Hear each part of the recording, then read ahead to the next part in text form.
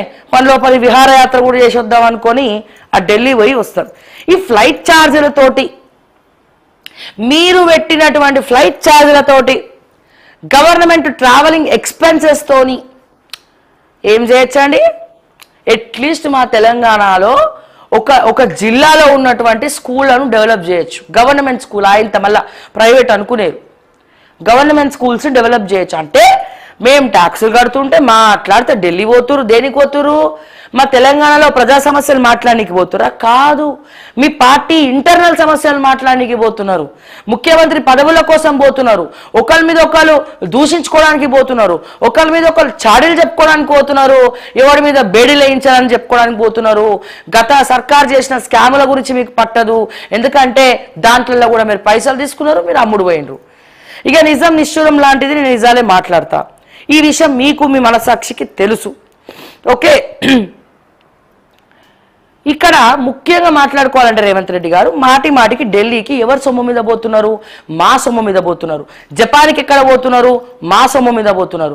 జపాన్కి హాయిగా బోట్ల విహారయాత్ర చేసి, ఇంకా నయం జపాన్కి వచ్చిన తర్వాత అక్కడ ఈ మూసీ నది లాంటి జపాన్లో ఉన్నదే ఇప్పుడు మూసీ నది లండన్ పోయి వచ్చి ఇక్కడ లండన్ చేద్దామన్నారు. ఇప్పుడు జపాన్ పోయి వచ్చి ఇక్కడ జపాన్ చేద్దామని చెప్పి మళ్ళీ ఇంకే ప్రక్షాళన మొదలు పెట్టలేదు. చాలా సంతోషం. మళ్ళీ బుల్డోజర్ గురించి ఎక్కడైనా టాపిక్ తీసుకొస్తారేమో అని మేము భయపడ్డాం. ఆ ఆదిత్య కన్స్ట్రక్షన్స్ పాపం ఆ మూసీలా లేపేసాడు ఇట్లా పిల్లలు ఇట్లా 80కి పైగా అంతస్తులు కడతా ఉన్నాడు. సో ఇట్లా వాళ్ళ మీద ఉండవు మీ పెత్తనాలు. అబ్బో వాళ్ళ మీద అస్సలు ఉండనే ఉండవు. ఎవరైతే దోచుక తింటారో వాళ్ళని తీసుకొచ్చి మీరు పెడతారు. ఎవరైతే దోచుక తింటారో ఈ చంద్రశేఖర్ రెడ్డి గారి మీద ఎన్ని కంప్లైంట్స్ ఉన్నాయండి? అన్ని కంప్లైంట్స్ ఉన్నటువంటి ఆ పర్సన్ని తీసుకొచ్చి ఇప్పుడు మొత్తం కూడా రాజపుష్ప వారితో చేతులు కలిపి, వెంకట్రామరెడ్డితో చేతులు కలిపి ఇప్పుడు కొత్త దందా స్టార్ట్ చేసిండు. ఎవరు? ఐఎఫ్ఎస్ చంద్రశేఖర్ రెడ్డి గారు. మరి ఇవన్నీ మీకు పట్టవా నేను అడుగుతా ఉన్నా. మరి డబ్బులు ఎక్కడున్నాయి? మరి ఎంఆర్ఓల మీద నిఘా పెట్టు, సబ్ రిజిస్టర్ల మీద నిఘా పెట్టు. వాళ్ళ ఇళ్లలో దొరికినటువంటి డాక్యుమెంట్స్ దొరికిన కాడికి తీసుకో. డబ్బు దొరికితే తీసుకో, బంగారం దొరికితే తీసుకో. ఆ దొరికిన బంగారాన్ని తులం బంగారం కింద పంచిపెట్టు. ఎంఆర్ఓలు, ఆర్డీఓలు, ఆర్ఓలు, సర్వేయర్లు, ఆ ఇరిగేషన్ వాళ్ళు, ఇప్పుడు కొత్తగా హైడ్రాలో కొంతమంది ఆఫీసర్లు, ఈ కొంతమంది సో కాల్డ్ రిపోర్టర్స్ తయారండి. నాకు చాలా బాగా అనిపిస్తుంది. కొంతమంది ఏం చేస్తారు? కొంచెం ఒక చిన్న ఫిట్టింగ్ ఉంటే చాలు, ఆ ఫిట్టింగ్లోకి వెళ్ళి ఇట్లా డబ్బులు రాబెట్టాలి, పోతారు. ఇక్కడ మీరు ఇది ఉంది, నువ్వు కనుక డబ్బులు తీయకపోతే నేను హైడ్రాక్ కంప్లైంట్ ఇస్తాను. అదొక ఫ్యాషన్ అయిపోయింది ఇప్పుడు. ఈ మధ్య అదొక ట్రెండ్ నడుస్తుంది అన్నట్టు. వాళ్ళు పోతారు, కంప్లైంట్ ఇస్తారు. లేదా వెనకాల ఎవరైనా ఉన్నాడు అనుకో, ఒక మంచి హాట్ కేక్ ల్యాండ్ ఉంది, దాని మీద ఒక అధికార పార్టీ వల్ల కన్ను పడ్డది. వాళ్ళు అక్కడ ఏందో చూడు, కొంచెం పోయి అదేందో చూడు అని చెప్పి వెళ్ళడం.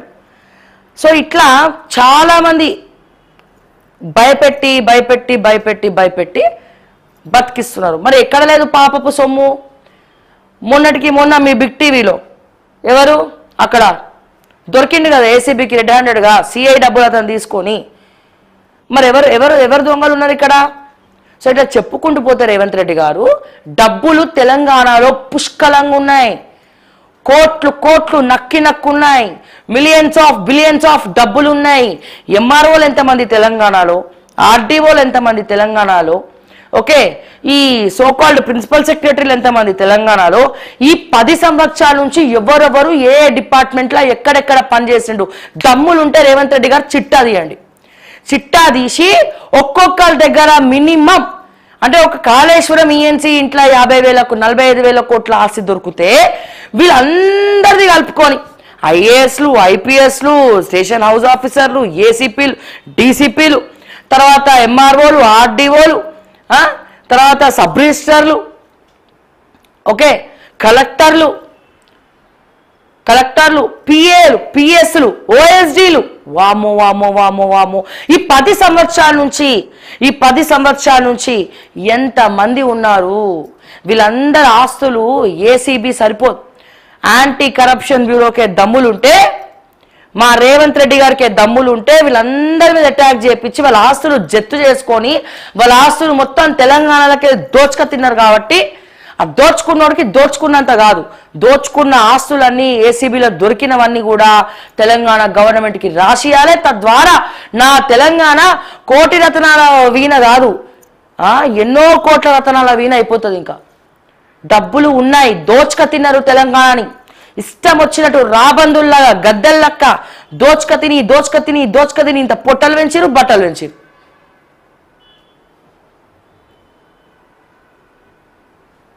వాళ్ళనవు ఎంతసేపు తెలంగాణ దరిద్రం దరిద్రం దరిద్రం. తెలంగాణ వాళ్ళు ఎప్పుడు కూడా అట్లా మాట్లాడరు. దేశం మొత్తాన్ని కూడా శాసించే శక్తి తెలంగాణకు ఉంటుంది. అదే మన తెలంగాణలో ఐఏఎస్ ఆఫీసర్లు ఉన్నారు, పక్క రాష్ట్రాల్లో చేస్తున్నారండి వారి ఉద్యోగాలు. వాళ్ళు ఇట్లనే ఎక్కడ కూడా దోచుక తినలేదే. మీరు అబ్జర్వ్ చేయండి, మన తెలంగాణలో యూపీఎస్సీ ర్యాంకర్స్ ఎవరైతే ఉన్నారో, మన తెలంగాణలో ఎవరైతే నమ్ముకొని ఉన్నారో, మన తెలంగాణలో ఎవరైతే ఉన్నారో ఐఏఎస్లు, సో వాళ్ళు పక్క రాష్ట్రాలలో హ్యాపీగా ఐఏఎస్ పదవులలో ఉన్నారు, గవర్నమెంట్ ఆఫ్ ఇండియాలో ఉన్నారు మన తెలంగాణ వాళ్ళు. మరి వాళ్ళు ఇట్లా దోచుక తినలేదే, వాళ్ళు ఎక్కడ కూడా ఇట్లా దోచుక తినలేదే. మరి వేరే రాష్ట్రాల్లో నుంచి వచ్చి ఇక్కడ పనిచేసేటోళ్ళే మొత్తం దోచుక తింటున్నారు. మీకు చేత కాదు, మీకు డబ్బులు కలెక్ట్ చేయడం. ఏం కలెక్ట్ చేయడము? మా అంటే ఆ వంశీరామ్ దగ్గర లేకపోతే ఆ ఫీనిక్స్ ఓడి దగ్గర హైడ్రాన్ పెట్టేసి 2500 కోట్లు వేసుకున్నంత ఈజీ కాదు ఈ బ్యూరోక్రాట్స్ ఆస్తులు పట్టుకోవడం. సో ఇంకోసారి దయచేసి రేవంత్ రెడ్డి గారు ఒక ముఖ్యమంత్రి హోదాలో ఉండి తెలంగాణ లేదు, తెలంగాణ డబ్బులు కావాలంటే 4 ముక్కలుగా నరికిన రాదు, నన్ను ఎవరు నమ్మట్లే, బ్యాంకర్ కూడా ముఖ్యమంత్రిగా ఒక ముఖ్యమంత్రి స్థానంలో ఉండి ఒక ముఖ్యమంత్రికి అపాయింట్మెంట్ ఇవ్వట్లేదు ఎవడన్నా చెప్తాడా అన్న రేవంత్ అన్న? ఒక ముఖ్యమంత్రికి అపాయింట్మెంట్ ఇవ్వట్లేదు అన్నది ఎవరన్నా చెప్తారా? ఎవరన్నా చెప్తారా? నేనే ఉన్నా, నువ్వు అపాయింట్మెంట్ ఇవ్వకపోయినా, కేటీఆర్ అపాయింట్మెంట్ ఇవ్వకపోయినా, కేసీఆర్ అపాయింట్మెంట్ ఇవ్వకపోయినా, ఎవరు అపాయింట్మెంట్ ఇవ్వకపోయినా వీళ్ళు అపాయింట్మెంట్లు ఇస్తారని రచ్చ రచ్చ చేస్తా. ఆ పిఏలు ఒక్కసారి ఫోన్ లేపకపోతే 100 సార్లు దెప్పి పొడుస్తా ఫోన్ లేపట్లేదని. అఫ్కోర్స్ 50 సార్లు. అంటే ఒక ఛానల్ పెట్టి ప్రజా సమస్యల కోసం మాట్లాడుతూ ఎనాలిసిస్ చేస్తూ మాట్లాడుతూ మరి మీరు అపాయింట్మెంట్లు ఇవ్వకపోతే నేనే ఇన్ని రకాలుగా ఇన్నిసార్లు చెప్తా ఉంటే మరి ఒక ముఖ్యమంత్రి స్థానంలో ఉన్నటువంటి నువ్వు ఒక బ్యాంకర్ అపాయింట్మెంట్ ఇవ్వట్లేదని చెప్తుంటే నవ్వాలనా ఏడవాలనా? చిన్న పిల్లలు అయితే కాదు. ఇంత కష్టపడి పైకొచ్చి ఇంత కష్టపడి ముఖ్యమంత్రి పదవి తీసుకొచ్చి ఇష్టం వచ్చినట్టు ఎందుకు చేస్తున్నారో అర్థం కావట్లే. మీకు సలహాలు వేం నరేందర్ రెడ్డి గారు ఇస్తున్నారా, మరి ఇంకే నరేందర్ రెడ్డి గారు ఇస్తున్నారో తెలియట్లే. మీరు చేసే జీరో కథలకు కేసీఆర్ హీరో లెక్క కనబడుతుంది అందరికి. సో ఎవరి వైఫల్యం ఇది? ఒకసారి చూడండి, ఈరోజు ప్రధాన అంశాలు ప్రధాన పత్రికలలో అన్ని అవే వార్తలు. ఒక ముఖ్యమంత్రి స్థానంలో ఉన్న రేవంత్ రెడ్డి గారు బ్యాంకర్లు అపాయింట్మెంట్లు ఇవ్వట్లేదని మాట్లాడుతూ ఉన్నారు. ఇది ఎంత సిగ్గుచేటు అనేది ఒకసారి ఆలోచించుకోవాలి కదా. ముఖ్యమంత్రికి అపాయింట్మెంట్ ఇవ్వకపోవడం ఏందండి? ముఖ్యమంత్రికి అపాయింట్మెంట్ ఇవ్వకపోవడం ఏంటి? బ్యాంకర్లు అడిగితే ఎక్కడైనా కని విని వెరిగినమా? ముఖ్యమంత్రికి అపాయింట్మెంట్ ఇవ్వట్లేదని ఎవడైనా ప్రెస్ మీట్లో చెప్పుకుంటారా? అపాయింట్మెంట్ ఇవ్వకపోతే అపాయింట్మెంట్ ఇచ్చేలాగా చేసుకోవాలి, గది కదా, ఆ కసి ఉండాలి. అంతేగాని ముఖ్యమంత్రి నాకు అపాయింట్మెంట్ ఇవ్వట్లే, నేను 4 ముక్కలుగా నరికినా, మరి మీ ఆస్తులు పెట్టండి. నేనేమంటున్నా, ముఖ్యమంత్రి దగ్గర నుంచి, మంత్రుల దగ్గర నుంచి, ఎమ్మెల్యేల దగ్గర నుంచి తెలంగాణలో 119 నియోజకవర్గాలకు సంబంధించినటువంటి ఎమ్మెల్యేలు, మంత్రులు, అట్లాగే ముఖ్యమంత్రి ఎవ్వరు కూడా జీతం తీసుకోవడానికి వీల్లేదు. ఎవరు కూడా జీతాలు తీసుకోకండి. తెలంగాణ అప్పుల పాలైంది కదా, మీకు ఎందుకండి జీతాలు? ఎందుకు జీతాలు? జీవితాలు నాశనం అవుతా ఉంటే జీతాలతో ఏం పని మీకు? ఆల్రెడీ మీ బిజినెస్లు ఉన్నాయి కదా. కోమటిరెడ్డి గారికి బిజినెస్లు ఉన్నాయి, రాజగోపాల్ రెడ్డి గారికి బిజినెస్లు ఉన్నాయి, ఉత్తమ్ కుమార్ రెడ్డి గారికి ఇన్వెస్ట్మెంట్లు ఉన్నాయి. అడిగితే ఎక్కడున్నాయంటే తీసుకొచ్చి చూపించాల్సి వస్తుంది. మళ్ళీ జాగ్రత్త.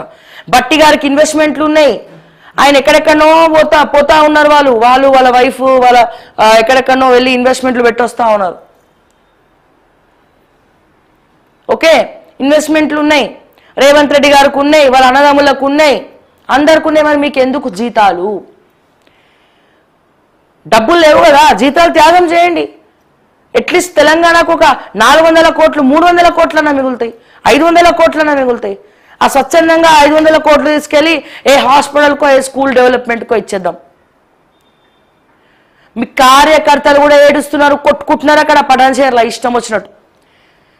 పటాన్చేరు లాంటి ప్రాంతాలు ఎన్నో ఉన్నాయి, ఇష్టం వచ్చినట్టు కొట్టుకుంటున్నారు. చీమగుట్ట కొట్టినట్టు ఉండదు. Sorry to say this Revanth అన్న, ఇది ఎక్కడ న్యాయం అసలు నాకు అర్థం కాదు.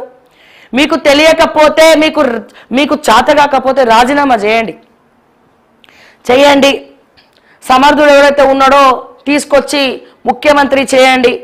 సమర్థులు కాంగ్రెస్ పార్టీలు ఎవ్వరు కనబడట్లే. ఎంతసేపు నేను ముఖ్యమంత్రి అని కొట్టుకోవడం తప్ప ఎక్కడ కూడా కనబడట్లే.